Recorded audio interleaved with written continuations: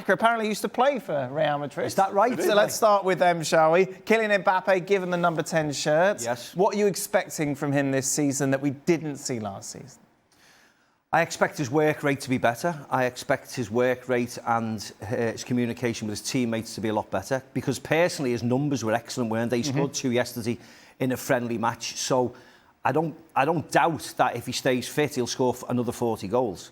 But what he did, he took a lot away from Vinicius Jr., didn't he? And he took a lot away from Rodrigo. So I expect that fluidity to be better. Real Madrid to be a lot better than they were last year. Squad's a lot bigger. Everybody who was injured, Dani Carvajal, Militao scored yesterday, Rodrigo scored yesterday. You know, Alaba played a part. So everybody who was injured is back. So this squad is big and it looks really strong and experienced. So I expect them to be a whole lot better than they were last year. It's weird, Nedum, isn't it? Because if we were sat here last year and going, look, Kylian Mbappe's got to score 40 goals, yet we're going to be discussing whether or not he was a good addition to the squad. It's crazy. Yeah, it's crazy. But you could see as time passed how they were a flawed side. And some of the goals that he scored, like, you can make a case that some of these were empty calories because in reality, come the end of the season, Barca were far and away the better of the sides. The fact that Barca beat them, was it 3 times last year as well? Is it 4 times? 4 times. 4 times. And sometimes by heavy margins as well. It is crazy to think, and I'm totally with you. Like, to score that many goals, but to then say, well, he's got to change for the next year. It is different, but they've got a new manager. And I was going to ask you as well, Steve, in regards to, say, the new manager coming in, do you think he's going to be asking him to work harder or demanding that he does? I think demanding, Nedum, and I think what Xabi needs, and I think what Xabi will get, and I think has already received, is the power from the president. Because in past times or previous managers, if they've had a problem with a player and they've dropped a certain player, that player will go above the manager's head and speak to the president direct. Where I think the president and the CEO have already said to Xabi, listen, you're the boss, you can control the players, you can tell them yes, no, you're on the bench, and everybody has to abide by your decisions. And I think that's the most important thing. Xabi's come out in the press on a number of occasions and said, if you don't work hard enough, you're out of the side. Okay. And that is a big warning because we know, because we've seen the stats, that Kylian and Vinny Jr. and Rodrigo, when he played, did not put the work rate in. And that should be the absolute minimum when you play in a football side. Not just for Real Madrid, in a football, you know, and everybody knows, in a football side, you have to put in the work. But you have to do the work rate. That has to be the minimum, running round and trying. The rest comes on top of that. Do you know the danger with that? And you've probably seen this throughout your career as well, and you, Shaka, and maybe not you, Dan. But when a manager says something that's very straight to the point, like if you do work hard, you will not play. If all of a sudden somebody feels like the exception, then you lose all the other players as well.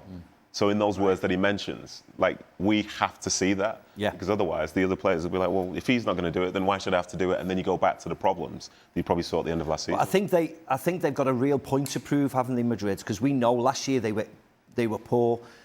The forwards were not great. Last year they were talking about the next best players in the world are going to be Vinicius Jr. and Kylian Mbappé. Ballon d'Or time is now, not one of them are mentioned, or fleetingly, but not really they're mentioned. And who are mentioned? An 18-year-old who was 17 last year, Rafinha, Dembele, and they've, you know, if they want to be the best, they should take that as a personal front and say, right, we need to up our game. We need to be the ones who we've been speaking about in a year's time.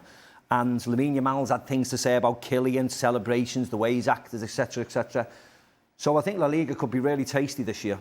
Obviously, we talked a lot last season about how they were missing Toni Kroos in midfield. They haven't brought in anybody else really to kind of solidify that position during the summer. How much of a concern is that? They brought in three defenders. They brought in Master Tuono, who's been announced today.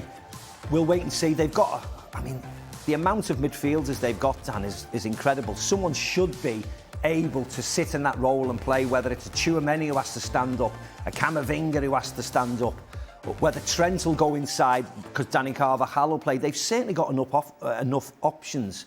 Arda Güler will play a more advanced role this year, but whether he'll take over the sort of the Luka Modric role rather than the Toni Kroos.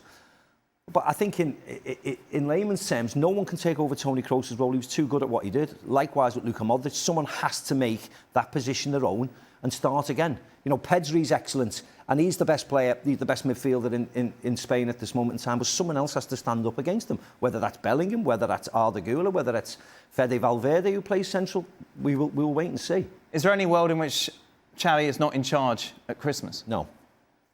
You don't think so? Why? Why would you say that? Because I'm concerned from what we've seen already in pre-season and what we saw last season, and that he's taking over a very fractured squad. And I think expectation around Real Madrid is something that you know well is high. Yeah, and with Barcelona doing what they did last season, if you don't hit the ground running and there's already questions, you know how quickly that criticism can snowball. I think Madrid will hit the ground running. Do you think so? They've got Osasuna in the first game. Right. And they've got an away game and then Mallorca. I can't see there being a position where they're going to struggle. But why are they all of a sudden going to click where they didn't last season? Because they've got more bodies back in. They've got better defenders back in. They've got no injury worries. Well, Bellingham's out obviously till October. Yeah, he's out till October. But they've got too many good players for them to struggle in this particular league. Right. You know, so I don't think there'll be an issue at all. They may struggle when they start playing the better teams in the latter part of the Champions League. We'll wait and see, but that's 7 or 8 months away. I can't see them struggling in the first couple of months. No chance at all. Not in La Liga, I wouldn't think, or